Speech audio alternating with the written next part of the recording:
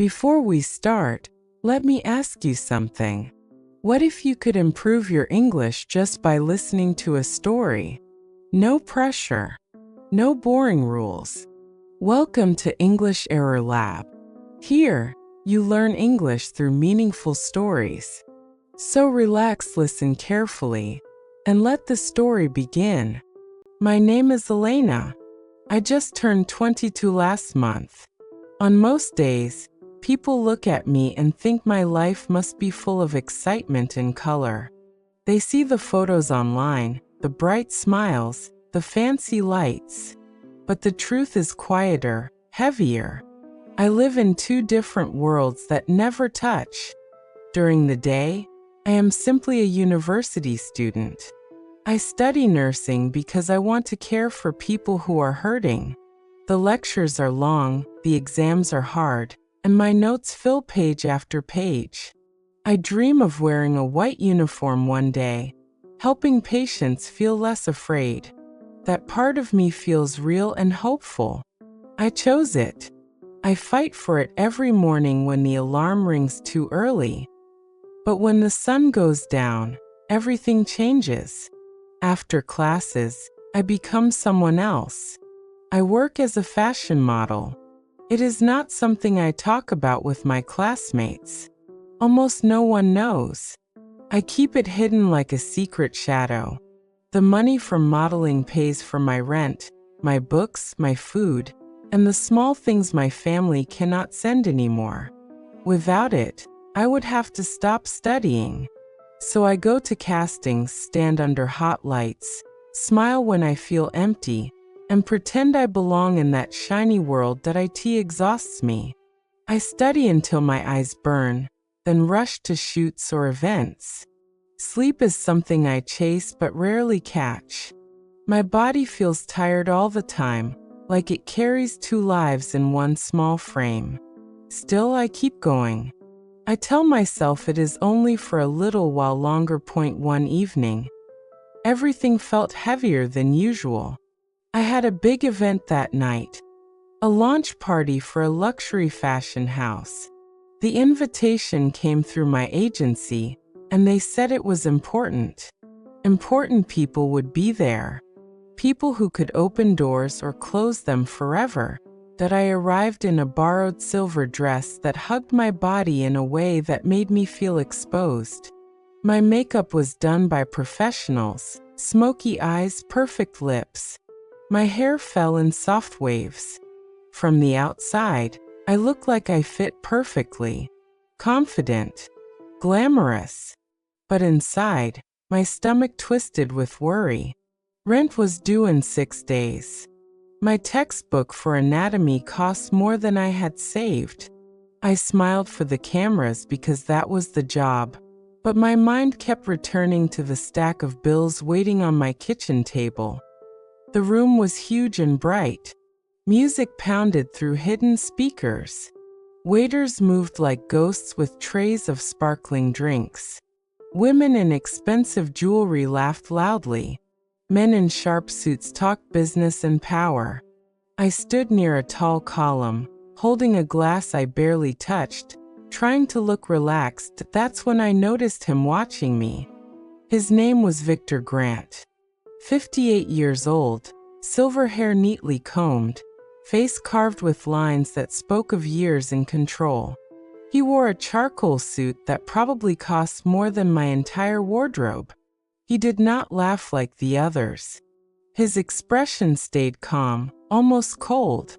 Models circled him like bright birds, hoping for a glance, a word, a chance. He ignored them.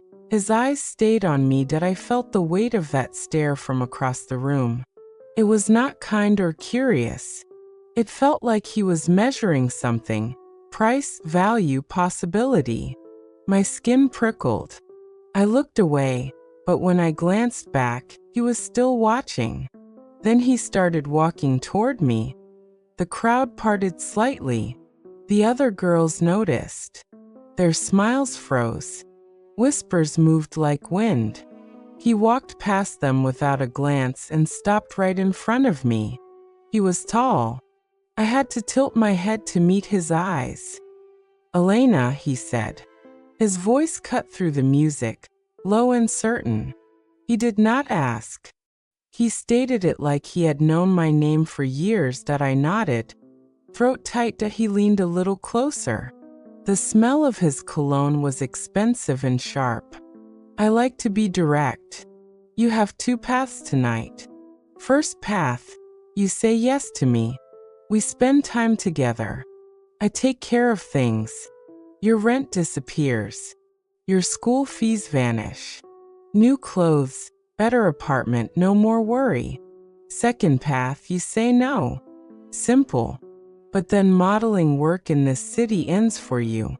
No more bookings. No more invitations. Nothing. The words landed like stones in still water. Ripples of shock moved through me. I could not breathe properly. My mind screamed to run, to laugh it off as a joke, but his face showed no humor, only calm expectation. Around us, the party continued. Laughter, clinking glasses. No one heard. No one saw the moment my world tilted. That I stared at him. Seconds stretched. The other models watched from a distance. Their eyes held envy, not worry. They thought this was luck. A powerful man choosing me. They did not see the trap. That my lips would not move. Fear and confusion choked me. That he waited, patient, like he already knew my answer. Finally, I whispered, I need time to think. He nodded once. You have until tomorrow morning. My card. He slipped a small black card into my hand. No name, just a number. Then he turned and walked away, disappearing into the crowd as if nothing important had happened. That I stood there, frozen, until the music felt too loud and the lights too bright. I left early. The silver dress felt heavy on the taxi ride home. My apartment was dark and cold when I walked in. I did not turn on many lights. I sat on the edge of my narrow bed, still in the dress, staring at the black card in my palm. The room smelled faintly of old coffee and damp walls. My textbooks lay open on the desk like silent friends. Outside, cars passed. Inside, silence pressed against me. All night, thoughts spun in circles. Say yes and life becomes easier. No more counting coins for groceries. No more panic when the landlord knocks. Modeling continues, maybe even improves. Say no and everything crumbles. No income. No way to pay tuition. My nursing dream slips away. I picture myself back home, working any job, telling my mother I failed. Morning came gray and slow. I had not slept. My eyes burned. My hands trembled when I picked up the phone. I dialed the number. That he answered on the second ring. Elena. His voice sounded exactly the same, calm, in control. That I swallowed. I will say yes. A small pause. Good choice. A car will arrive in 40 minutes. Be ready. The line went dead. Exactly 40 minutes later, a sleek black car waited outside. The driver held the door open without a word. Leather seats. Soft music. I felt like I was stepping into someone else's story. That we drove to an exclusive boutique in the city center. Victor waited inside. No smile, but his eyes moved over me carefully. You need better clothes, he said simply. That he chose outfits quickly. Elegant dresses, soft coats, shoes that made my legs look longer. I tried them on in a quiet dressing room with mirrors on every side. Each time I stepped out, he nodded once. No compliments. Just approval. Later, he took me to dinner at a restaurant I had only seen in magazines. Crystal glasses. White tablecloths. Waiters who knew his name. People glanced our way. I wore one of the new dresses, deep blue, simple but perfect. For the first time in a long time, I felt seen. Not invisible. We talked. He asked about my classes, my patience in training, why nursing mattered to me. I spoke more freely than I expected. He listened, really listened. His questions were sharp but not unkind. For a few hours, the ultimatum felt far away. The weeks that followed blurred into something almost magical. Dates 2 or 3 times a week. Quiet theaters with velvet seats. Rooftop restaurants overlooking the city. He bought me a new laptop when I mentioned my old one crashed during assignments. He paid my rent without me asking. Bills vanished. My bank account no longer scared me. He was careful with me. Always opening doors. Pulling out chairs. Small touches. A hand on my back. Fingers brushing mine. That made warmth spread through me. Gifts arrived unexpectedly. A delicate silver necklace. A warm coat for winter. Each one felt like proof he cared. But sometimes, late at night when I was alone, a small voice whispered. His eyes followed me too closely. When I spoke, he watched my lips. When I moved, his gaze lingered. It felt possessive, not just affectionate. I pushed the thought down. He was helping me. He was kind. I told myself the attention came from real feeling. One rainy evening, we sat in his car after dinner. Streetlights reflected on wet windows. The city blurred past. Silence felt thick. He turned to me, his face serious in the dim light. He moved closer. His hand touched my cheek, gentle, warm. Then he kissed me, slow, deep.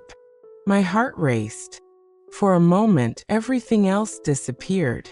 The money, the fear, only the kiss. I pulled back slightly.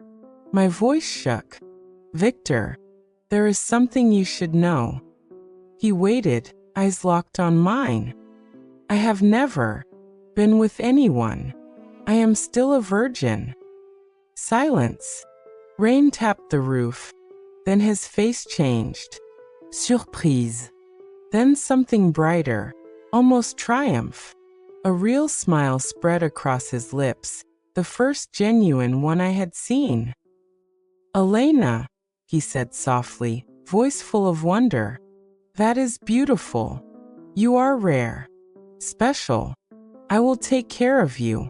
You are safe with me. He kissed me again, this time stronger, more certain.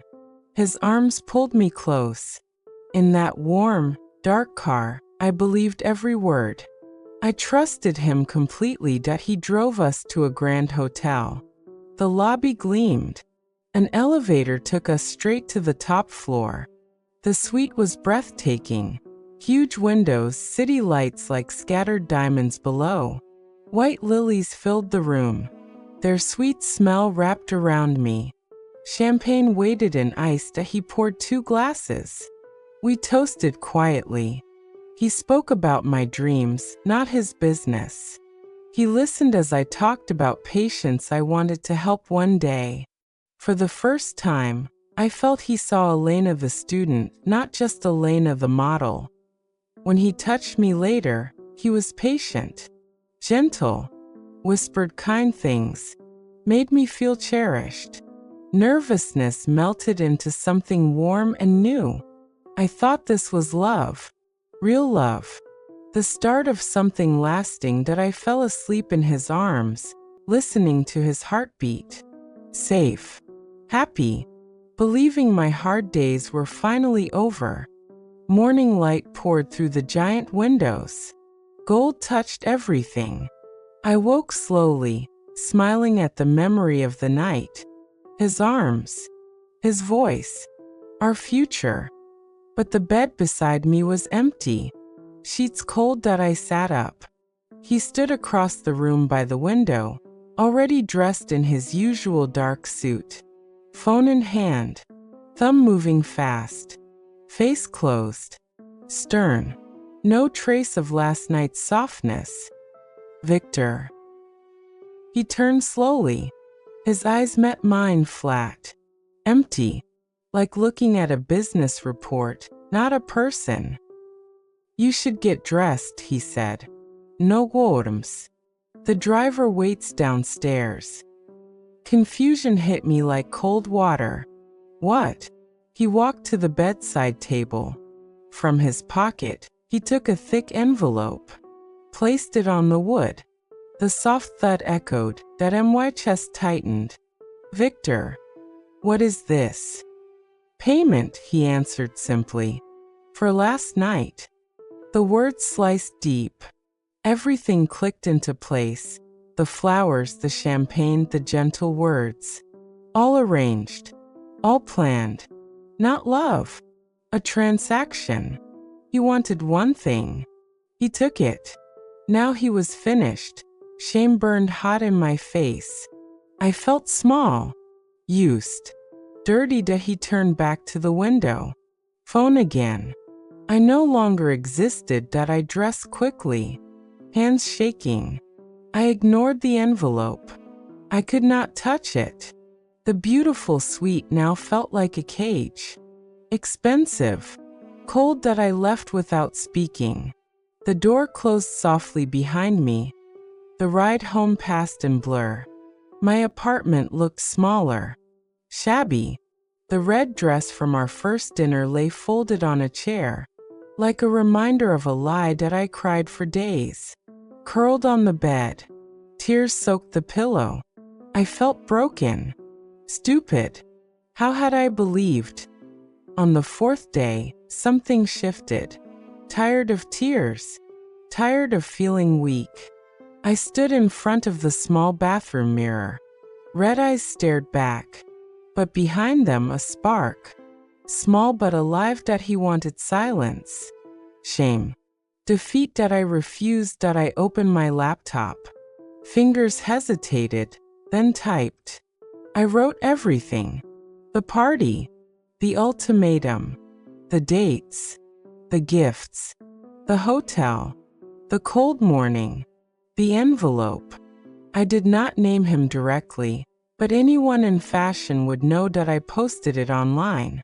Public. Honest. At first quiet. Then shares. Comments. Messages.